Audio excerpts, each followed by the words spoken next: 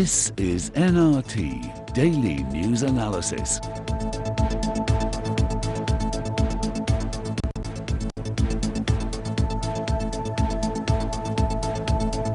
ساڵتان لە بەڕێزان کارزان وسوانم لە ستۆدیۆکارمان لە هەولێری پایتەختەوە لەگەڵتانین بۆ تاوتوێکردنی پرسێکی گەرم و گرنگی ڕۆژ.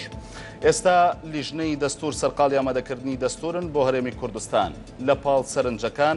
لەسەر کاری لیژنەکە دەوترێت دەستور دەستێوەردانی دەرەکی تێدا دەکرێت. ئایا ئەو قسانی لەسەر دەستێوەردانی دەرەکی پڕ و پاگەندەن یان دەستورەکەمان بەتام و بۆی تورکی و ئێرانی دەبێت؟ ئەمە دەبێتە تەوەری ئەم شەوی بەرنامەی تاوتوێ بە میوانداری هەریەک لە دکتۆر عەبدولحەکیم خەسرە و ئەندامی لیژنەی ئامادەکردنی دەستور لە پارتی دیموکراتی کوردستان زۆر بەخێر بێ. هەروەها بەهار مەحموود ئەندامی لیژنەی ئامادەکردنی دەستور لە بزوتنەوەی گۆڕان جەنابیشتان زۆر بەخێر بێن لەگەڵ ڕێواز فایەک ئەندامی پەرلەمانی کوردستان لە فراکسیۆنی سەوەس. بەڕێزان ئێوەش دەرفەتان هەیە لە تۆڕی کۆمەڵایەتی فەیسبوک و لە پێیجی NRT پرسیارەکانتان یاخود هەر سەرنجێکتان هەیە لەسەر تەوەری بەرنامەکە با کۆمنت بۆ ئێمەی بنێرن تاوەکو منیش لێرە بتوانم وەڵامتان بۆ وەربگرمەوە. دکتۆر عەبدولحەکیم، کاری لیژنەکە دەخینە دواتر، بەڵام دەمەوێت یعنی چەند لێدوانێک درا، چەند قسەیەک کرا و چەند گومانێک نیشاندرا لەسەرەوەی کە ئەجێندای دەرەکی لە دەستوری هەرێمی کوردستاندا جێگەی دەکرێتەوە. قسەیەکی واقعیە مە؟ نامە بە هیچ شێوەیەک واقعیەتی تێدا نییە. بڕواناکەم هیچ لایەنێکی سیاسی هەرێمی کوردستان لەگەڵ ئەوە بێت کە دەستی دەرەکی هەبێت لە نووسینەوەی دەستوری هەرێمی کوردستان بەڕاستی دەستورێکی کوردستانیە، بە مۆرکێکی کوردستانی، بە طبیعەتێکی و سروشتێکی کوردستانی زیاتر و هەموو هێزە سیاسیەکان تەنانەت بەڕێزان لە ئەندامانی لیژنە لە هەموو فراکسیۆنەکان تا ئێستا بۆ ڕوحیەتە کارمان کردووە. تەنانەت ئێمە کە باسی دیباجە و باسی پرینسیپە سەرەکیەکان دەکەین، چونکە فەلسەفەی حکم لەوێ دیارە بێت. ئەم فەلسەفەیە مۆرکێکی کوردستانی پێوە دیارە و سروشتێکی کوردستانی و بۆ قۆناغی ئەمڕۆی کوردستان زیاتر نووسراوە. قەت نەمان بینیوە سەرنجێک تێبینیەک ڕێگریەک لە هیچ لایەنێکی سیاسی بەوەی کە ئەو مۆرکەی پێوە دیار نەبێت یان ئەو طبیعەتە و سروشتەی پێوە دیار نەبێت. ئەگەر پرینسیپەکە چونکە زیاتر لەسەر پرینسیپە گشتیەکان ئێمە دەتوانین مۆرکی دەرەکی ینی بەرچاو بکەین. ئەگەر دێنە دەسەڵاتەکان و دابشکردنی دەسەڵات و ئەمە شتێکە پەیوەستە بە هەموو وڵاتێک، چۆنیەتی ڕێخستنی دەسەڵاتەکان، چۆنیەتی دانان، چۆنیەتی پاڵپشتنیکردنی دەسەڵاتەکان بە شێوازێک کە دەسەڵات وەرگرن. ئەمە شتێکە پێوەستە بە وڵاتەکە و سروشتی وڵاتەکە. هیچ پەیوەندی نییە بە ئەجندایەکی دەرەکییان بە شێوازێک کاریگەریەکی ڕاستەوخۆ بێت لەسەر پرۆژەی دەستوریان ئەو دەستوری کە ئێمە دەینووسینەوە. گرنگەوەیە تا ئێستا مۆرکی کوردستانی پێوە دیارە و سروشتی کوردستانی پێوە دیارە و بە هیچ شێوەیەک نەمان هێشتووە کە دابڕێت لەم قۆناغی ئێستا کە هەرێمی کوردستان کە جیاواز لە قۆناغی پرۆژەی 2009. کەسایەتێکی سیاسی گومانی خۆی نیشانەدا و بۆ چوونی وایە کە بڵێ وڵاتانی ئیقلیمی ئەجێندای خۆیان، ویستی خۆیان لەناو دەستوری هەرێمی کوردستاندا جێ دەکەنەوە. ئەندامێکی لیژنەی نووسینەوەی دەستوریش پێی وایە کە بڵێ ئەجێندای وڵاتانی ئیقلیمی و بە دیاریکراوی ئێران و تورکیا لە نێو دەستوردا جێگەی دەکرێتەوە، لانیکەم لە ڕێگەی حیزبەکانەوە. ئەم قسەیە لەکوێوە دێت ئەگەر وانە؟ دەزانی ئەگەر ئێمە باسی پەیوەندی نێوان هەرێمی کوردستان و ئێران و تورکیا بکەین وەکو دوو دراوسێ، دوو دەوڵەتی دراوسێ، پەیوەندیەکی حتمیە. واتە حتمیەتی پەیوەندی دوا دەخوازیت کە پەیوەندی هەبێت لەگەڵ ئەم دوو وڵاتە. ئەمە یەک. دوو، پەیوەندی زیاتر یان قوڵتر نێوان حەزبێکی سیاسی لەگەڵ وڵاتێک لە وڵاتە دراوسەکان ئەمە مانایەوە نییە کە ئەجندایەکی ڕاستەوخۆی ئەم هێزە دەرەکیە بێنن لە هەرێمی کوردستان جێبەجێ بکەن. ئێمە لەگەڵ ئەوە نین، نازانین بڵێن لە ڕووی سیاسیەوە، لە ڕووی ڕەفتاری سیاسیەوە تا چەند کاریگەریان حتمما کاریگەری دەبێت، بەڵام ئەم کاریگەریانە مانایەوە نییە تۆ ڕاستەوخۆ ئەم ئەجندایە بێنی و کاریگەری هەبێت لەسەر ئایندەی نەوەکانی هەرێمی کوردستان، چونکە ئەم دەستورە بۆ حیزبە سیاسیەکانی ئەمڕۆ دانانێت و بۆ ئەم قۆناغی ئێستا هەرێمی کوردستان دانانێت، بەڵکو بۆ نەوەی داهاتوو بە شێوازێک کە زامنی مافە سەرەکیەکان بکرێت، زامنی سەروەت و سامانەکانی، هەروەها زامنی سربەخۆیی گەلی کوردستان بە هەموو پێکاتەکانیانەوە بکەن لە هەرێمی کوردستان. بەو مانایە ئێمە ناتوانین بڵێن ئەجندای دەرەکی بە شێوازێکی ڕاستەوخۆ لەگەڵ هێزە سیاسیەکان بێت لە ناو دەستورە جێگیر بێت. بەڵام ئەگەر بڵێ لەسەر سیاسەتی گشتی ئەمڕۆ هەرێمی کوردستان، ئەمە شتێکی واقعیە. پەیوەندی نێوان هێزە سیاسیەکانی کوردستانی لەگەڵ دەوڵەتە دراوسیەکان لەگەڵ بەغدا کاریگەری هەبووە لەسەر سیاسەتی گشتی بەڵام کە بڵێن لەسەر دەستور و شێوازی داڕشتنی دەستور بڕواناکەم ئەم شتە هەبێت و ڕێگاش نادرێت بەڕاستی بە شێوازێک لە شێوازەکان مۆرکێکی هەرێمی بە دەستورەکان. وەڵامی ئەمەیانم بە کورتی دەوێت ینی زۆر جار دەوترێت وەکو تۆ وتت لە دۆخە سیاسەکە تا ڕەنگە دڵی ئێران ڕابگیرێ دڵی تورکیا ڕابگیرێ دڵی وڵاتێکی دیکەی هاوسێ ڕابگیرێ بەڵام لە دەستوردا ئەمە ڕەنگی داوەتەوانێ کاترگیریتیایە بۆ ئەو وڵاتانە بە هیچ شێوەیەک پەیوەندینەوە بە پێچەوانەوە ئەگەر ئێمە بنەما سەرەکیەکانی دەستور بڵاو بکەینەوە کە لە کاتی خۆی بێت لەوانەیە ڕفتارێکی سلبی دەوڵەتە دراوسەکانیشی هەبێت چونکە ئێمە بەڕاستی جیاواز لە دەستوری 2009 کە ئەو کاتی بڵێن قۆناغێکی جیاواز بوو لە قۆناغی ئەمڕۆ بە تەواوەتی جیاوازە لەو قۆناغە هەروەها لەوانەیە ڕەتفعلێکی سلبیە تەنانە زۆر جار ئێمە کاتێککە گفتوگۆ دەکەین دەڵێن تا چەند دەکرێت ئێمە کاتێک ئەم دەسوورە ڕدەگەینین ڕەتفعلێکی سلبییان کاردانەوەیکی سلبی حکوومەتی عێراقیان عێراقیەکانیان لەوانەیە ئێران تورکیا وڵاتەکانی تر لەسەر ئەم پرۆژە دەستورە نەبێت بەڵام بە هەر حاڵ هەموو هێزە سیاسیەکان و هەموو ئەندامانی لیژنە کۆکن لەسەرەوەی بەو شێوازە بنووسرێت و بەو ڕوحیەتەش ئێمە بەردەوامێت. سپاس دەکەم دکتۆر بەرخان. لە پاڵ سەرنجی ئەو کەسایەتی سیاسەدا ئەوەی ئەو ئەندامەی لیژنەی دەستور کە ئەو لێدوانیدا لە فراکسیۆنی گۆڕانە یاخود لەسەر گۆڕان حسابە نوێنەری گۆڕانە لە لیژنەی دەستوردا ئەم قسەیە لە چۆوە هاتووە؟ بەڵێ جارێ ئەو کەسایەتی کە ئەو لێدوانەی داوە ئەو بۆچوونی خۆیەتی بەڵام سەبارەت بەو ئەندامی کە جەنابە دەڵی لە فراکسیۆنی گۆڕانە من پێم وایە ئەمڕۆ لە لیژنەش ئێمە تاوتوی ئەو مۆزوعەمان کرد ئەو لێدوانێکی وای نەداوە کە بڵێ ینی تەسیری وڵاتانی دەرەوە هەیە لەسەر ئەجەندای وڵاتانی دەرەوە هەیە لەسەر نووسینەوەی دەستور ئەو توێتی ئەگەر هەبێ لەسەر لیژنەکە نییە ینی ئەگەر لە ڕێگەی حیزبەکانەوە هەبێ واتە لەسەر ئەگەر و فەرەزیەت لەسەر ئەگەر و فەرەزیەت قسەی کردووە نەوەک بڵێ ئەگەرنا ئەویش دڵنیایە لەوەی کە وەکو چۆن ئێمە هەر نۆزدە ئەندامەکەی تر دڵنیاین لەوەی کە هیچ تەسیراتێکی ئەجێندای دەرەوە لەسەر لیژنەکەمان نییە ئەویش هاوڕایە لەگەڵمانە بەڵام لەسەر ئەگەر و توێتی لەسەر لیژنەکە نییە ئەگەر هەبێ لەسەر حیزبەکان هەیە ئەوە دەگرێتەوە کە وا لەسەر سیاسەتی گشتی یا لەسەر حیاتی سیاسی و ئەوانە باشە بەس لێدوانەکە سەبارەت بە دەستور بووە و ئێستا ینی لە تۆڕە کۆمەڵایەتیەکانە من ئەتوانم لێرە بیدۆزمەوە چنە ئامێرەکەی بەردەسی من دەنگی نییە بوونی هەیە و لە NRTش حتمما بوونی هەیە تەنانەت خامەکەشی بوونی هەیە کە ئەم قسەیە دەکات. مەبەست چییە لەوەی کە مەبەستی لە حیزبەکانە مەبەستی لە لیژنەکەی دەستور نییە یعنی ئێوە بۆ نمونە تۆ نوێنەری گۆڕان نیت دکتۆر نوێنەری پارتی دموکراتی کوردستانیە کە ئەگەر لەسەر حیزبەکان هەیە کەواتە لە دەستوریشدا ڕەنگ دەداتەوە؟ بەڵێ لە ڕاستیە من ئەگەر سەبارەت بە دەستور قسە بکەم یعنی ئێمە ئەو 20 کەسە ڕاستە لە 7 گروپی جیاوازەوە هاتوین بەڵام لە یەکەم ڕۆژی کۆبوونەوەکانمانەوە ئەوەمان خستۆتە بەرچاوی خۆمان کە ئیتر ئێمە وەکو یەک تیم کار بکەین فەلسفەیەکی دیاریکراوی خۆمانمان داناوە بۆ ئەوەی کە ئەو دەستورەی لەسەر بنیاد بنین یعنی فەلسفەیەکە کە پەیوەندی بە هیچ کەسێکی دەرەوەی هەرێمی کوردستان نییە فەلسفەیەکە تایبەتە بە واقعی هەرێمی کوردستانەوە هەڵقوڵاوی ئێستای باری ئابووری و سیاسی هەرێمی کوردستانە ئێمە خطوتە ئەساسیەکان کە بریتیە لە فەلسفەی دەستورەکە دامان ناو لەسەری ئەڕۆین و هیچ تەسیراتێکمان نەبینیوە لەسەر لیژنەکە بێ نە لە لایەنی ناوخۆی و نە لە لایەنی دەرەکیش تەنانەت لە لایەن حیزبەکانیشمانەوە ئێمە زۆر جار لە ناو خۆشمانە باسیەکەین لەلایەن حیزبەکانیشمانەوە ئێمە حڕیەتی تەواومان هەیە بە حکمی ئەوەی کەسانی اختصاسین کەسانین لە ناو حیزبەکانمانەوە هەڵبژێردراوین بۆ ئەو کارە بۆیە لەوێشەوە حڕیەتی تەواومان هەیە بە هیچ جۆرێک هەتاکو ئەم دقەی ئێمە لەگەڵ جەنابتان دانیشتوین لێرە هیچ جۆرە تەسیراتێکی ناوخۆیی کوردستان و دەرەوەی کوردستان بەسەر لیژنەکەەوە نەمان بینیوە. باشە سپاس دەکەم بەرخان دەگەڕێمەوە دکتۆر ڕێواز سەرنجی ئێوە لەسەر ئەو بابەتە ینی وەکوتم کەسایەتێکی سیاسی پێی وایە کە ئەجێندای وڵاتانی ئیقلیمی لە ناو دەستوردا جێگەی دەکرێتەوانێ هەروەها ئەندامێکی لیژنەی دەستور بە هەمان شێوە لێدوانێکی لەو جۆرەدا هەرچەند بارخان بە جۆرێک لە جۆرەکان ڕوونکردنەوەیدا بەڵام دوجار هەرو لێدوانەیە کە بۆ NRT داوە سەرنجتان. بەناوی خۆی بەخشندەی میهرەبان لە ڕاستی ئێمە ئەتوانین دەستور بکەین بە دوو بەشەوە بەشێکی بریتە لە سەوابتەکان ینی لە دەستوری هەموو دنیای ڕەنگە لە تەفاسیلی بچووک بچووکە جیاوازی هەبێ مەسەڵەن دابشکردنی دەسەڵاتەکان دانانی بڵین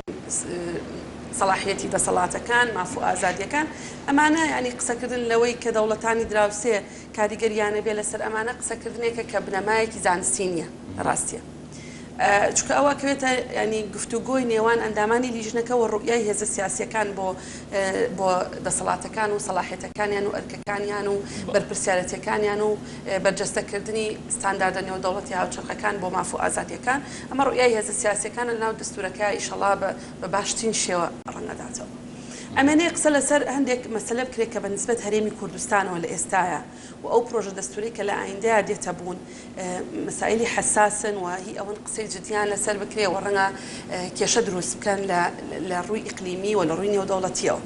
ینی ڕەنگە بە جۆرە لە جۆرەکان دراوسەکان نیگەران کەن مەسلەی دیاریکردنی یان دراوسەکان و تەمان دەوڵەتی ناوەندی عێراقیش مەسلەی دیاریکردنی سنووری کوردستانە مەسلەی پرەنسیپی سربەخۆییە یان مافی چاری خۆنووسینە لە ناو دەستورەکەیە چۆنەتی مامەڵەکردنە لەگەڵ سامانە سروشتەکان و بەتایبەتی نەوت دەسەڵاتی ئەنجامدانی ڕێکەوتنامەی نێودەوڵەتی ئەمانە ئەو بابەتانن کە دەکرێت قسە لەسەرەوە بکەین کە ئایا دەوڵەتانی ئیقلیمی ڕوئیان چێ بێ ڕۆڵیان چێ بێ ئیستیفزازە بن پیان خۆشە بێ نیگەرانە بن هێزێکی سیاسی پەشیمانەکەنەوە لەوەی کە ڕوئیای خۆی بگۆڕێ لە سەرێکێک لەم مەسەلانە هێزێکی سیاسی هانەدەن بۆ ئەوەی ئەو ڕوئیا سیاسی خۆی بخاتە سەرمێزی گفتوگۆی لیژنەی ئامادەکردنی کەواتە شتێکی سیر نییە گەر وڵاتانە بیانەوێ دەستیان هەبێت لە نووسینەوەکە تەوزیعیکەین بێگومان ئەگەر ئەم بابەتانە ئەم بابەتە هەستیارانەی کە باسم کرد بێتە سەرمێزی گفتوگۆی لیژنەکە و بێتە دەرەوە ڕەنگە دەوڵەتانی ئیقلیمی قسەی هەبێت لەسەر ئەم مەسەلەیە و ڕەنگە دەوڵەتی فیدراڵی عێراقی قسەی خۆی هەبێت لەسەر ئەم مەسەلەی بەڵام ئەمان خۆیان ئەڵێن ئێمە خۆمان ڕێکەوتووین لەسەر فەلسەفەیەکی خۆمان لەسەر ڕوئیایەکی خۆمان و زۆر شتێکە هێشتا باسییان نەکردو لەبەرەوە قسەکردن ینی پێشبینیکردن بۆ دەڵێن دەستێوەردانی دەوڵەتانی ئیقلیمی لەم مەسەلەیەوە بە تەحدید تورکیا و ئێران چکە دراوسەکانی ترمیان زۆربیان هەندێکیان مەشغوڵن هەندێکیان دوورن لێمان هەندێکیان ناپەرژێنە سەر ئێمە بە تەحدید تورکیا و ئێرانەوە بە تەحدید قسەکردنە لەسەر کاریگەری تورکیا ڕەنگە لەسەر پارتی و کاریگەری ئێرانە لەسەر یەکێتی و لەسەر گۆڕانیش بە شێوەیە لە شێوەکە ینی فاڵگرتنەوەکە یان پێشبینیەکە بۆ ئەم دوو ینی دوو دەوڵەتە ئیقلیمیە بە تەسەوری من تا ئێستا لە لیژنەی ئامادەکردنەوەی دەستور شتێک نەهاتوتە دەرەوە لەسەر ئەو بابەتە هەستیارانی کە دەکرێت ئەمانە ئەم دەوڵەتانە قسەی خوانیان لەسەر بێت تا ئێمە باس لە ئەگەری تەدەخولی ئەوان یان نەخش و ڕوئیای ئەوان لەسەر ئەم بابەتە بکەین و هیچ بەڵگەیەکیش نییە هەر خوێندنەوەیەکی دۆخە سیاسەکەیەوە هەموو خوێندنەوەکانی تر کە خوێندنەوەیکی تێکەڵ و پێکەڵی ئالۆزی پڕ لە گومانی پڕ لە ئەگەرەکە زۆربەی ئەو خوێندنەوەکان فەرەزیاتن وەکو هاوڕێم دکتۆر تا چەند پەیوەندی بۆ هەیە ینی دکتۆر لە ماوەی ڕابردووە زۆر جار ئەگەر 23 حوزەیران بە نمونە وەربگرین ینی وا نیشاندرا کە ئەجەندای ئێرانی لە پشتەوەیە زۆر جار ئەگەر پارتی بابەتێکی وروژان بێ قەری لەسەر کرد بێ لەم لاوە وا نیشاندراوە کە ئەجەندای تورکیای لە پشتەوەیە یعنی ئەمە تەسەوراتێکە لەم پێشینەوە بەرهەمهێنراوە خۆی ئەو هەلومەرجە تازەی کە ئێستا لە هەرێمی کوردستان هاتووەتە بوون و ئەو مەلەفانەی کە ئێستانی و دۆسیانەی کە دۆسی سیاسی و اقتصادی ئەستیارن کە ئێستا قسەی جدیان لەسەرەکرێ هەندێک جار واکە کە جیاوازی دنیابینی هێزە سیاسیەکان بە ئاراستەیەکیان باکە خوێندنەوەیان بۆ هەندێک دۆخ ڕەنگە خوێندنەوەیەکی لە 100% دقیق نەبێ لەگەڵ واقعەکە بۆ هێزە سیاسی کە منیش ئینتیمان بۆ هەیە ڕەنگە ڕاست بێ ینی هەندێک جار هەندێک دۆخ دێتە پێش ئینسان ینی ڕەنگە لە جۆرێک لە هەستریایە لێدوانێک بدەیت دواتر ینی کە بە خۆتە ئاچیتەوە ئەستەکەی ئەساسێکی علمی نەبووە یان لە ڕووی واقعیەوە ڕەبتکردنی لەگەڵ واقع ئاسان نییە 23 حوزەیران ینی بەداخەوە کە من لێرە نەبووم هەمیشە داوای لێبوردن لە ڕەفیقەکان مەکەم کە لەگەڵیان نەبووم لەو ڕۆژێ بە من بەس نەبوو چکە هەموو خەڵک و ڕەفیقەکانیشم منە ناسن ینی بەداخەوە کەلیمەی من حەز ناکەم بەکارمێنم وەزگە لەگەڵیان بوومایە ینی ڕەفیقەکانمان لە فراکسیۆنی پارتی ئەگەر ئەو قسەیەشیان کرد بێ ڕەنگە وەکو ئەو قسانی ئێمە وا بوو بێ کە لە 29 چوارە کاتێ سەرۆکاتی پەرلەمان بەبێ ئێمە هەڵبژێردا هەندێک قسەمان کرد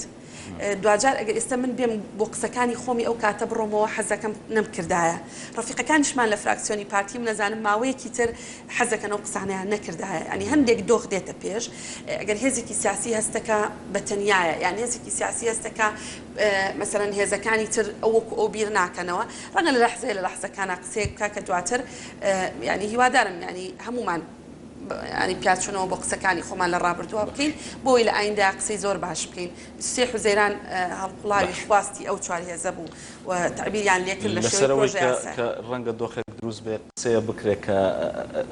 نەتانەوێ بیکەن یعنی ئەمە بەنسبەت هەموو هاوڕەکانیشت لە فراکسیۆنە جیاوازەکان حەزمە کرد گفتوگۆی زیاتر بکەین بەڵام تەوەرەکەمانەوە نییە بۆ دەرفەتێکی دیکە حتمما دکتۆر لەسەر ئەو بابەتی ڕێوازخان باسی کرد ینی دەبێت چاوەڕوان کراو بێ یان شتێکی سیر نەبێ ئەگەر وڵاتانی ئیقلیمی بیانەوێت دەستوەرد بدەنە دەستوری هەرێمی کوردستانەوە یان بیانەوێت بە هەر جۆرێک بێ ڕۆڵیان هەبێ لەبەرەوە هۆکارانی کە ڕێوازخان باسی کرد وانە خۆی دەبێت ئێمە شتێک لەبەر چاومان بێت ئێمە باسی دەسێوەردانی وڵاتە ئەقلیمیەکان بۆ پرۆژەی دەستور دەکەین بزان چۆن دەنووسرێت دەستور جارێ حزب سیاسیەکان بۆ چوونی خۆیان هەیە ئەگەر کاریگەری وڵاتە ئەقلیمیەکان لەسەر حزب سیاسیەکانی شەبێت حتمما ڕنگ دەداتەوە لەسەر دەستور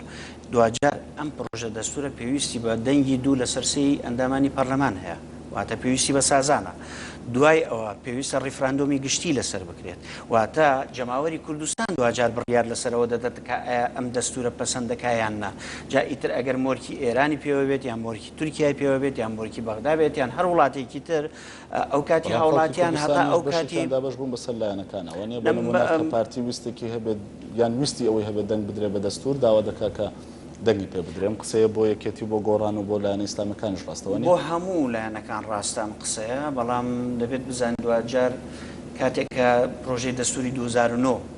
و پارتیش ڕازی بوو کە ئەم پرۆژەیە بگەڕێتەوە بۆ ئەوی سازان لەسەر پرۆژەیەک بکرێت زۆرینەی خەڵکی کوردستان دەنگی لەسەر بدەن ئەگەر بڕیار وابێت دووبارە ئێمە پرۆژەیەکی تر بخینە بەر ڕیفراندۆم و 150 زایدێک بێنیت واتە هیچمان نەکردووە مەبەستەوەیە ئێستا حکمەتەکە لە گەڕانەوەی دەستور و دووبارە نووسینەوەی دەستور ئەوەیە کە پێویستە زۆرینەی هەرە زۆری خەڵکی کوردستان دەنگی لەسەر بدەن و تا ئەو ڕۆژەی کە دەشتە ڕیفراندۆم پرۆژەی دەستور دەشتە بەردەسی جەماوەری کوردستان قسەی لەسەر دەکرێت چەندین کۆڕکۆبنەوەی تری لەسەر دەکرێت و پێم وایە بەرنامەی تر وەکو بەڕێسان لێرە لە ئینئارتی لەسەر دەکەن هەموو حقایقەکان بۆ خەڵکەکە ڕوون دەبێتەوە لەسەر بەرگە و مادەکانی بە شێوازێک داڕێژراوەکە ئایا لەگەڵ ئەجندای ئەقلیمی دەگونجێت یان ناگونجێت بۆیە من لە ئێستا ڕەدەڕیم لەبەرەوەی پرۆسەکەیە بەم شێوازە بەردەوامە بێت بە هیچ شێوەیەک نابێت ئێمە باسیەوە بکەین فەرسەفەی وڵاتێکی ئەقلیمی لەسرە ئەمە یەک دوو دەبێت ئێمە بزان کە بەشێک لەوانە ڕێوازخان ئاماژەی پێکرد چوار خاڵی زۆر گرنگە کە ئێمە لە بنەما سەرەکیەکان پەسەندمان کردووە بە بۆچوونی من ئەمە لەگەڵ خواستی جەماوەری خەڵکی کوردستان دەگونجێت و لەوانەیە پێچەوانەی ئیرادەی هێز ئەقلیمیەکان بێت تەنانەت بەغداش بۆ نمونە دیاریکردنی سنووری هەرێمی کوردستان لە مەسلەی ڕێکەوتن نامەنێ و دەوڵەتیەکان ئێمە بەشی هەرێمی کوردستان و قدرەتی هەرێمی کوردستانمان دیاری کردووە لەوەی کە بەشدار بێت لە ڕێکەوتن نامەنێ و دەوڵەتیەکان تەنانەت لەوەی کە ڕێکەوتن نامەنێ و دەوڵەتیەکان پێگەی ئەم ڕێکەوتنانە بە تایبەت ئەوانەی کە پەیوەستن بە مافەکانی مرۆڤ لەگەڵ دەستور بێت واتە شان بەشانی دەستور ئەمە لە هیچ شوێنێک لەوانەیە تەنانەت لەو دەوڵەتە دراوسیانە ئەمە مەقبول نەبێت مەسلەی مافی چارەی خۆنووسین ئێمە پێناسەی هەرێمی کوردستانمان کردووە نەک وەکو هەرێم پێناسەمان کردووە وەکو قەوارەیەکی سیاسی دیموکراسی مەدەنی پەرلەمانی کۆماری بە شێوازێک کە ئەمەش لەوانەیە بە بۆچوونی بەشێک لە لایەنەکان یان نەک لایەنە کوردستانیەکان بەڵکو دەوڵەتە دراوسیەکان تا ئێستا مەقبول نەبێت بەم شێوازە ئەمە بکەین سەروەت و سامانی هەرێمی کوردستان تەنها گەلی کوردستان بڕیاری لەسەر دەدات تەنها دەسەڵاتی حەسری هەرێمی کوردستانی لەسەر بەوەی کە ئەم سەروەت و سامانە ئیدارە بکات بۆیە ئەگەر لەم چوار پرسە هەستیارە ئێمە باز بکەین و قسەمان لەسەر کردووە هەمومان ڕێکەوتوین کە ئەجندایەکی ئەقلیمی ئەگەر ئەجندایەکی ئەقلیمی لەسەر بە ئێستا ڕێگان نەدەدرابەوەی بەم شێوازە دای ڕێژیم بۆ ئێمە بەستم باش دەبێت ئێمە پرۆسەی سیاسی تەنانەت ئەگەر بگەڕێنەوە سەر 23 حوزەیران کە جەنابەت باست کرد و ئاماژەت پێکرد ئەمە عیلاقەی بە پرۆسەی سیاسی ئەمڕۆیە عیلاقەی بە سیاسەتی گشتی ئەمڕۆیە لەوانەیە لێرە جیاوازیەک هەبێت لە بیر و بۆچوونی هێزە سیاسیەکان لە شێوازی مامەڵەکردن لەگەڵ ئەم پرسە لەوانێ من لەگەڵ ڕای 23 حوزایران نەبووم چونکە حکوومەتی هەرێمی کوردستان لەسەر ئەساسی تەوافقدانراوە پرۆژەی دەستور ئێمە خەریکە لەسەر ئەساسی تەوافق و سازان دادنین پێویست دەکات ئەم پرسەش بە هەمان شێوە وەکو هەموو پرسەکانی تر بوو ئەوەی شان بەشانی یەکترە سیاسیەکان و حزبەکان و فراکسیۆنەکان لە ناو پەرلەمانە بەو ڕۆحیەتە کار بکەن بەو بە ڕۆحیەتی ئەوەی کە ئێستا لە لژنەی دەستوری کار دەکەین بە هەمان شێواز ئێمە کار لەسەرەوە بکەین کە ئەم قەیرانانە چارەسەر بکەین دۆخی هەرێمی کوردستان ئەو بارودۆخی کە ئێمە بە بارودۆخی شەڕە بارودۆخی ئابووریە ئەو مەیدان خوازیانێک کە ئێستا ڕوبەڕووی هەرێمی کوردستان دەبێت بەڕاستی وا دەخوازیت کە بەو ڕۆحیەتی سازان کاری لەسەر بکەن هەرچەندە گلەیمان هەیە لەسەر یاسادانەر کە پێشتر نەیتوانیوە بە شێوازێک یاساکان داڕێژن کە ڕێگا بگریت لە مەسلەی زۆرینە و کەمینە چونکە معقول نییە تۆ سیستەمی سیاسی لە هەرێمی کوردستان بە 29 پەرلەمانتار بگۆڕی چونکە 56 کۆ دەبنەوە 29 پەرلەمانتار دەتوانن سەرۆکایەتی هەرێمی کوردستان بگۆڕن دەتوانن حکوومەتی هەرێمی کوردستان بگۆڕن دەتوانن پەرلەمانی کوردستان بیکەنە ڕێکخراوێکی خێرخوازی ئەوەندە دەسەڵاتی پێ بدەن 29 پەرلەمانتار ئەوە بە ژمارە و بە ڕقم پێدان دەڵێم بۆیە کاتێک کە ئێمە باسی ئەم جۆرە یاسایانەش دەکەین هەرچەندە لە ڕووی شکلیەوە و دکتۆرە ڕێوازیش دکتۆرە بەهاریش متفقن لەگەڵم لە ڕووی شکلیەوە هیچ کێشەیەکی نییە لەوەی کە تۆ بەو شێوازەی کە لە 23 حوزەیران مامەڵەیان لەگەڵ کرد بیکەن بەڵام لە ڕووی ناوەڕۆکەوە مەوزوعەوە گۆڕینی سیستەمی سیاسی کاریگەری هەیە لەسەر سەقامگیری سیاسی بۆیە پێویست دەکات لە داهاتووشدا ئێمە ئەم پرۆژە دەستورە لەوانەیە لە ئێستا بۆ 10 مانگی تر بۆ نمونە ڕفراندۆمی لەسەر نەکرێت بەڵام ئەگەر هاتوو بڕیاریش درا کە یاسای سەرۆکایەتی هەرێمیان هەر سازانێک لەسەر پرسەکە کرا پێویست دەکات وەکو یاسایەکی بنەڕەتی مامەڵەی لەگەر بکرێت بەوەی کە بە زۆرینەیەکی دیاری کراوە بتوان دوجار لە داهاتوودا دەستکاری باشە زۆر بە کورتی حەز دەکەم لەسەر و قسەی ڕێوازخان عنی سەرنجی تۆ بزانمەوەی کە لە ماوەی ڕابردوودا ئەگەر والێک درایەوە یان هەندێک قسەمان جۆ لێ دەبوو لەسەرەوەی کەوەی 23 حوزەیران ڕوویدا بە جۆر ینی هەر بەم نەساوترا بە سپۆنسەری کۆماری ئیسلامی ئێران بوو وابوو یانەمە قسەیەک بوو بۆ سەر وەختی دڵگەرمی دەکرا زیاتر وەکو ئەندامێکی لژنەی دەستوری ناتوانم زیاتر لەوەی کە وەکو تحلیلێکی سیاسی بزانم بەڵێ وەکو سەرنج من پێم وایە یاسا واقعی یاسایی هەرێمی کوردستان ئەم حاڵەتی دروست کردووە ئاستی پەیوەندی نێوان هێزە سیاسیەکە من باز دەکەم لەسەر هەموو ئاستەکان بەڕاستی کەم تەرخەم بوون لەوەی کە پێش ئەوەی بگەتە ئەم قۆناغا پێویستە گفتوگویەکی فراوان نێوان هێزە سیاسیەکان وە پێشتر گەیشتمانە قۆناغی سازان بۆی بگەنەوە بەڵام کە باسی سپۆنسەری ئێرانی دەکەی لەم حاڵەتە ئەمە پەیوەستە بە لێدوانی ڕسمی هێزە سیاسیەکان بەوەی کە خۆیان چۆن سەیری ئەم پرسە دەکەن باشە سوپاس دەکەم دیارە ئێستا کاتی بەربانگە دەتوانن ئاو بخۆنەوەوانە بەڵام دکتۆر قسەیەک هەبوو لەسەرەوەی کە لە ئێستادا پارتی دموکراتی کوردستان ویستێکی هەیە دەگەڕێمە وڵات بەهاخان بەخەمە کاتە دێمێ ویستێک هەیە بۆ ئەوەی دەستور دوا بکەوێ لەو وادەیە کە بۆی دیاری کراوە وایە؟ پرۆژەی دەستور بە هیچ شێوەیەک دوا ناکەوێت بەو شێوازی کە ئێمە کاری لەسەر دەکەین چونکە بەردەوامین ئەمەیەک لەو ماوەی کە بۆی دانراوە بڕوا ناکەم لەو ماوەی کە دانا چونکە لە تەنانەت لە یاسایەکەش دەرفەتی درێژکردنەوەی ماوەکە دیارە بەڵام زانیاریم ئەندامێکی لیژنەی نووسینەوەی دەستور لە بزوتنەوەی گۆڕان لە یەکێک لە کۆبوونەوەکاندا گازندە دەکات و تەنانەت ینی دوادێ ڕێکۆتایی ئەمەیەوەی من جۆم لێبوو دەڵێت ئەگەر وا بڕوات من ئەمانە ڕادەگەێنم بۆ ڕایگەشتی ئەوەی کە ویستێک هەیە بۆ تاخیرکردن و دواخستن وارقە لە دروستکردن بۆ دەستور نانە هیچ عرقەلەیەک نییە و پێم وانە برادرانیشم لە گروپەکە هاوڕابن تۆ ئێمە 20 ئەندامین لە 20 نەبووین بە 21 چونکە تا ئێستا تەوافق لەسەر نێوان ئەو 4 حزبەی کە پێویستە نوێنەری خۆیان بەڵام مەبەستم ئەوەیە لەوانەیە لێدوانی جۆرا و جۆر وە گلەیشمان هەیە بەڕاستی لە ڕاگەیاندنەکان بە شێوازێک پرسەکان دەگوازنەوە کە شتێک زەق دەکەن لەسەر حسابی قسەکانی تر چونکە لێدوانی جۆرا و جۆرمان بیستۆلەوە بەڵام هیچ ویستێک نییە بۆ دواخستنی پرۆسەکە بەردەوام دەبێت و بەڕوحیەتی کارکردن تا ئێستا بەردەوام تەنانەت لە ناو لیژنەیە ئەو ئالیەتی کە تا ئێستا کارمان لەسەر کردووە بەردەوام بووین بەڵام کاکە تۆ دستور بۆ ملەتێک دەنووسی ناکرێت و بە شێوازێکی خێرا لەسەر بەرگە و مادەکان بڕۆی بە شێوازێک کە لەوانەیە لە دوجار تەفسیری لە ڕووی تەفسیرەوە کاریگەریی سپاس دەکەم دکتۆر بۆ ئەوەی سەبارەت بە میدیاکانانی وەکو وێنارتی دەتوانم دڵنیای هەموو ڕاگەیاندنەکان وەکو خۆی ئەوەی کە هەیە و ئەرکی ئێمە وەکو میدیاکاری لەسەر بکەینە بەرچاو ڕۆژنامەوانەکان ئەومان کردەوە سپاس دەکەم باخان گلەیتە بوو لەوەی کە کاتی خواردووی بەڵام دڵنیا بە کاتی باش تێمێ و کاروباری لیژنەکەتان چۆن دەڕوا پێما بێ ئەمڕۆ دوا دانیشتنتان بوو بەڵێ لە ڕاستی ئەمێ پێشەوەی جوابی پرسیارەکەی جنابێت بەمەوە منیش کۆمنتێ لەسەر 23 حوزەیران بم بەڕاستی ئەو مەسەلەی کۆبوون دانیشتنی پەرلەمان لە 23 حوزەیران زیاتر لە حەجمی خۆی گەورەکرا یعنی ئەو دانیشتنیەکی زۆر ئاسایی و یاسایی بوو نە هیچ پرۆژەیەکی تیا تێپەڕێنراوە کە لە کاتێکە ئەگەر پرۆژەیەکیش هەر پرۆژە یاسایەک بە دەنگی زۆرینە تێبپەڕێنرێ هیچ ئەشکالێکی یاسایی تیانە هەر تەنانەت سەبارەت بە ئەم پرۆژە یاسایی کە ئێستا پرۆژە یاسای سەرۆکایەتی هەرێمە ئەمە تعدیلی چوارەمێتی سێ تعدیلی تر کراوە لەو پێش پێم وابێ هەر تعدیلی سێمیان کە لەم خولەی پەرلەمانەکرا هاوڕێیانمان لە یەکێتی ڕازی نەبوون لەسەر ئەو تعدیلە و کرا بەڵام کە لەوانەیە لایەنێک گەورەی کردبێ هەموو ئیعلامەکان بە تایبەتی گەورە کراوە لایەنێکی سیاسی لە پشتەوە بۆ لە گەورەکردنەکەیە ئەمە ئیشارەت بەوە بم کە ئەوەی کە لە 23 لە دانیشتنی 23 حوزەیرانەکراوە تەنانەت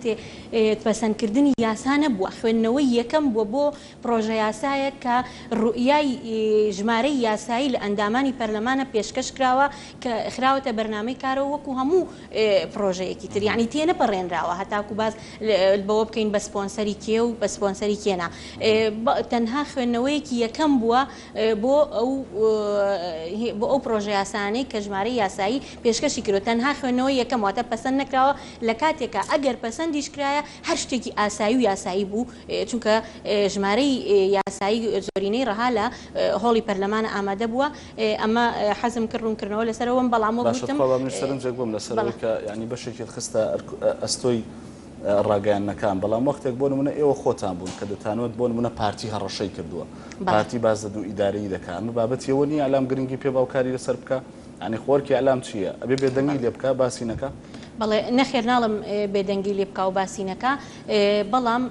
بێگومان ئیعلامەکان کە ئەو مەسەلەیان گەورە کرد و باسییانە کرد لایەنێکی سیاسی لە پشتەوە بوو کە کە ویستی هەبوو کە ئەو دانیشتە نەکرێت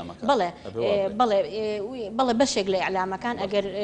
بە تعبیرێکی تر وتبێتم هەر مەبەستم ئەو بۆ بەشێک لە ئیعلامەکان لایەنێکی سیاسی لە پشتەوە بوو سەبارەت بە پرسیارەکەی جەنابەت کاروباری لیژنەکەمان کاروباری لیژنەکەمان بە شێوەیەکی ئاسایی ئەڕوا بەڕۆی ئەمە لە یەکەم ڕۆژ لە یەکەم کۆبوونەوەەوە خەریکی ئەوە بووین پەیڕەوێکی ناوخۆمان بۆ کاری لیژنەکەمانداناوە و ئێستا ملتەزیمین بەو پەیڕەوی ناوخۆیەوە بەڵام لەوانەیە ئێمە وەک پێویست بۆ خۆمان لە مقارنەتەن بەو هەموو وەختە زۆر و سەعاتە زۆرانەی کە کۆ ئەبینەوانێ و بەردەوامین لە سەر گفتوگۆکانمان لەوانەیە ئینتاجەکەمان بەدڵی خۆمان نەبێت لە ئاستی تمۆحی خۆمان و لە ئاستی هیلاکی خۆمان ئەو زانێرە بۆ پشڕاستەکەیتەوە کە یەکێک لە ئەندامانی نووسینەوەی دەستور لە ئامادەکردنی دەستور لە بزوتنەوەی گۆڕان گازەندەی کردبوو و بە تایبەت لە پارتی دموکراتی کوردستان بەوەی کە بە جۆرێک لە جۆرەکان ویستیان هەیە بۆ دواخستنی دەستور و گرفت دروست دەکرێت بۆی وا دەکەی دوا بکەوێت من ئەگەم لەو لێدوانە نەبووە بەس من ئەگەر وەکو خۆم قسە بکەم لێدوان نەبووە ببوورە یعنی لەناو کۆبوونەوەکە دام قسەیە کراوە ینی هەر لە زمانی گفتوگۆکانی خۆت زانی چۆنە ئەوانە ئەو گفتوگویانەی کە لە ناو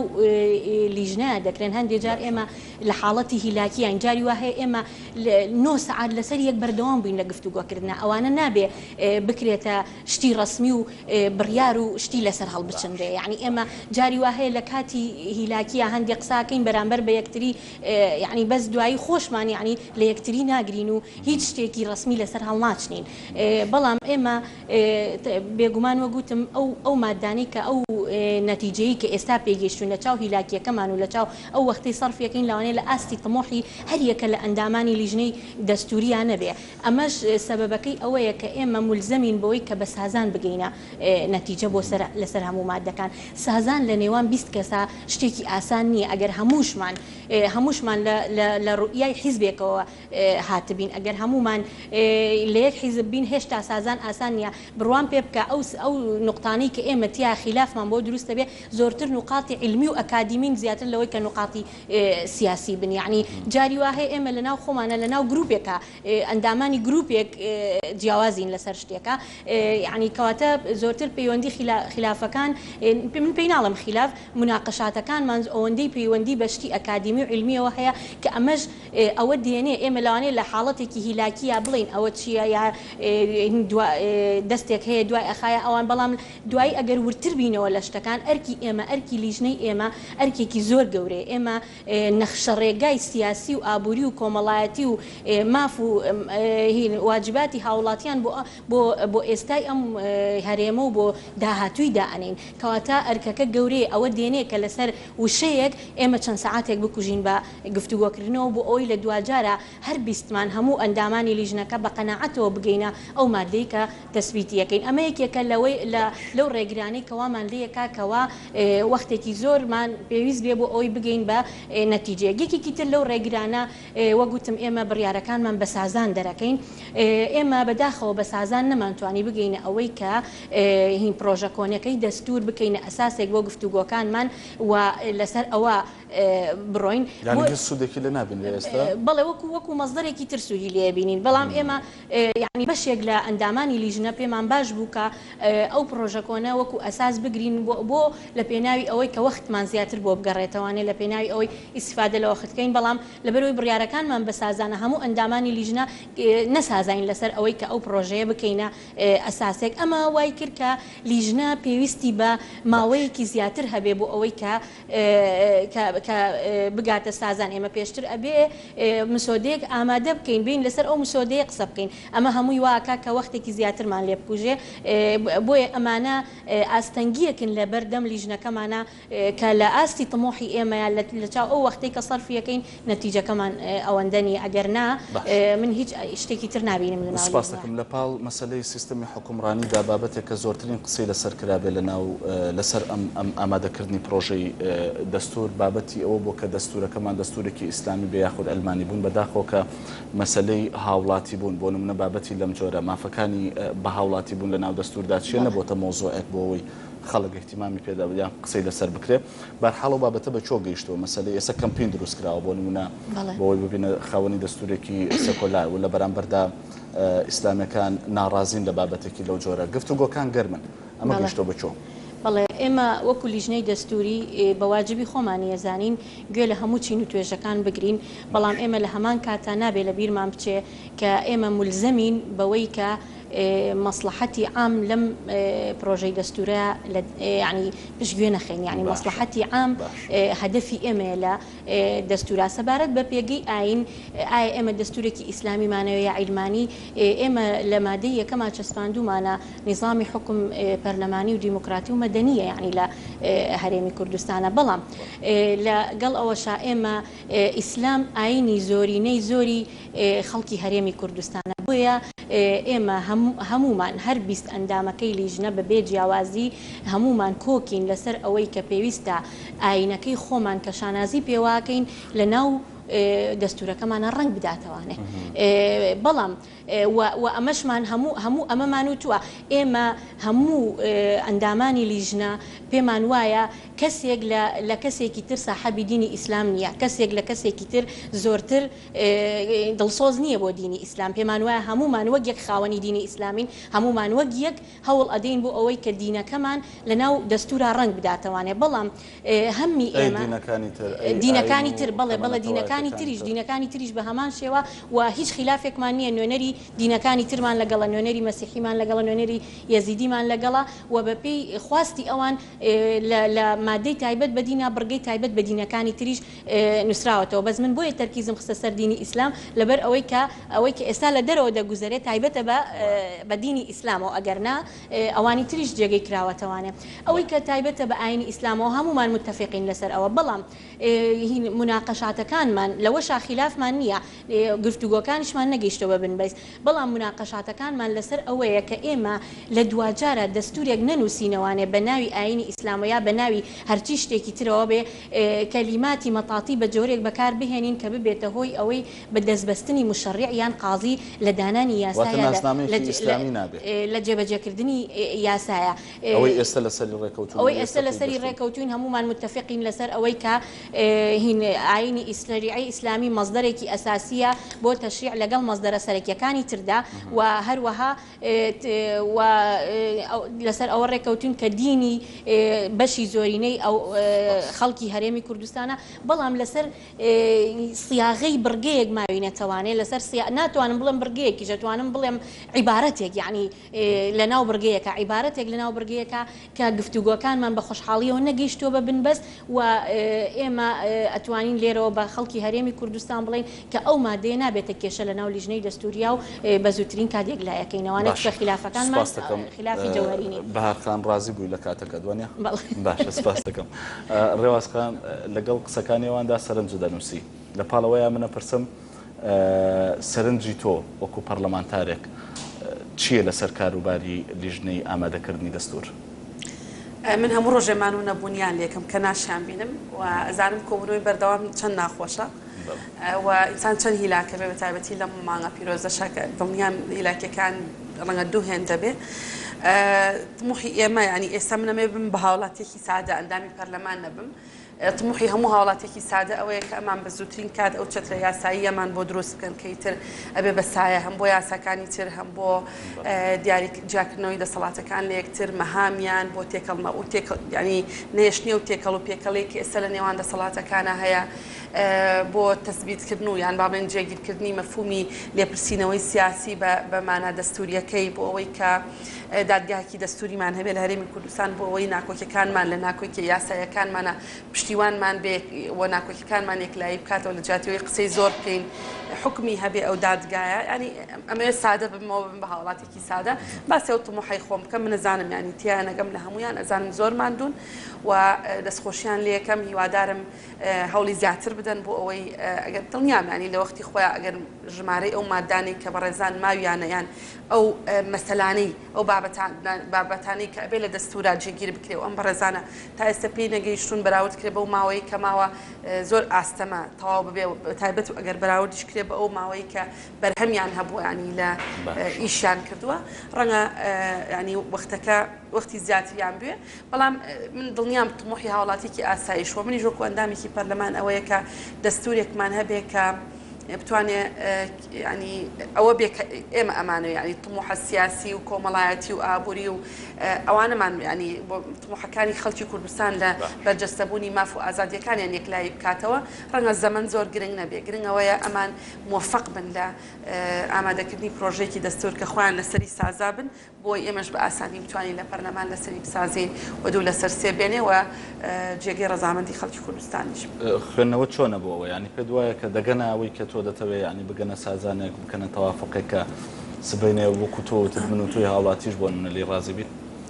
لە ڕاستی من ئەندام نیم لە لیژنەکە تازانم لەوێ گفتوگۆکان چۆنە گوزارێ بەڵام کەم و بەڵام ڕەنگە لە هاوڵاتێکی ئاسایی نزیکتر تۆزێک زیاتر دەزانم ینی ئەپرسا لە هاوڕەکان مەکەم و زۆر جار ینی شتمان بۆ باسەکەن ڕەفیقەکانمان لە ینی کە بە ناوی یەکێتیەوە بە نوێنەرایەتی یەکێتی لەوێن ئێمەیان بێبەش نەکردووە لە زانیاری لە ڕاستی ینی منە منصفم لەو مەسەلەیە راپۆرتی مفەصەلی وردیان هەیە بۆ ئەندامانی پەرلەمان لە فراکسیۆنی ساوز بە باشیە گوزارێ ڕەنگە ئەو مەسەلانەی کە ئێستا جێگەی خلافی هێزە سیاسیەکانە لەوێ دیسان ینی بە هەمان شێوە ئەمە ڕووبداتەوە بەڵام هیوادارم ئەو کاتی ئەمان ئەگەنە سەر ئەو مەسەلانە ئەم گرژەی ئێستا نەما بێ ینی بۆی کاریگەری ئەم گرژەی کە لە نێوان هێزە سیاسیەکانە هەیە لە ئێستاە لەسەر ئەندامانی لیژنەکە دروست نەبێت چکۆین دوجار هەن بە شەرن ینی خۆ لە فەزاوە نەهاتوون و دوجار متەئسیرە بن بەوەی کە ئەو فەزا گشتی کە هەیە ینی هیوادارم ئەو کاتی ئەوان ئەگەنە ئەو مادانە ئەوە نەمابێ ئەو گرژەی ئێستا نەمابێ و توانی بێتمان مەسلەی سەرۆکایەتی هەرێم و یاسای سەرۆکایەتی هەرێم و ئەوانە چارەسەرمان کردبن بۆی زەمینە سازیمان کردبێ تاوەکو ئەمان لە لیژنە دەستوورێکە بتوانن سوودی لێ ببینن و دژێکی لە نێوان ئەو دوو ڕیایە ڕوونەت. سپاس دەکەم ڕێوازخان بە کورتی یەک دێڕم لێتانەوێت لەسەر ئەو وادەیە وادەی تەوابوونی دەستورە وادەی بۆی دیاری کراوە لەو وادەیەدا تەواو بێ یان خۆشتان گەشتونەتەوە قەناعەتی وەکو ڕێوازخان وتی ینی ئەو مادانەی کە ماون ئەوەندەی دەوێت کە زیاتر بێ لەو چەند ڕۆژەی بۆ ماوەتەوە بۆ ئێمە ماوەیەکی زیاترمان دەوێت باش بەو شێوازەی کە ئێستا دەڕۆین مادەیەکی زیات ینی ماوەیەکی زیاتر چونکە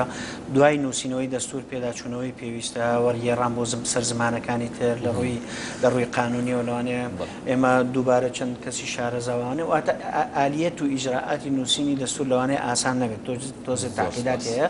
و دوایەوەی کە بڵاو بکەینەوە بۆ ڕایگشتی لەوانەیە ڕایگشتیش پێویست بکاندە سەرنج و تێبینیان نەبێت لەسەر ناوەڕۆکیە بۆ ئەوەی دوجار ئەو لە پەرلەمانە چونکە پەرلەمان کاوتوێ و بەرگەی مادەکان ناکات پێش ئەوەی بگەتە پەرلەمان پێویستە ئێمە هەموو پرسەکان سپاس دەکەم دکتۆر بارخان بەڵێ بەدڵنیاییەوە ئێمە لەو ماوەیە ناتوانین پرۆژەی دەستور تەواو بکەین من بۆ خۆم جێگری سەرۆکی لیژنەی یاسایم لە پەرلەمانی کوردستانی کە بووم لە داڕێژە سەرەکیەکانی یاسایی ژمارە 4 ساڵی 2015 تایبەت بە ئامادەکردنەوەی دەستور ئەو کاتە ئێمە کە 90 ڕۆژماندانە بەو نەفەسەوە دامان ناکە پرۆژە کۆنەکە بکرێتە ئەساس ئەگەر بمانزانیا ئێمە دەستورێکی نوێ دەنووسینە ئەو پرۆژە ناکرێتە ئەساس مدەی زیاترماندانە دادنا هەر بۆیە بۆ احتیاتن بەرگەی دووەم ماندانە کە پەرلەمان نەتوانێت بۆ مادرێژکاتەوە بە دڵنیایی ئەو ماوەیە زۆر سپاس بۆ بەهار محمود ئەندامی لیژنەی ئامادەکردنی دەستور لە فراکسیۆنی گۆڕان هەروەها سپاس بۆ عەبدولحەکیم خەسرە و بە هەمان شێوە ئەندامی لیژنەی نووسینەوەی دەستور لە پارتی دموکراتی کوردستان سپاس بۆ ڕێوازفایەک ئەندامی پەرلەمانی کوردستان لە فراکسیۆنی ئێستاوە سپاس بۆەوەی ئامادەبوون لە تاوتوێ ئازانیە ناوتی سپاس بۆ ئێوەش بۆ کۆمنت و سەرنج و پرسیارەکانتان لە تۆڕی کۆمەڵایەتی فەیسبوک بمبورن کە نەمتوانی کۆمنتەکانتان بخوێنمەوە بەڵام هیوادارم توانی بێتم وەڵامتان بۆ وەربگرمەوانێ و تا بەرنامێکی دیکە هەر شاد بن.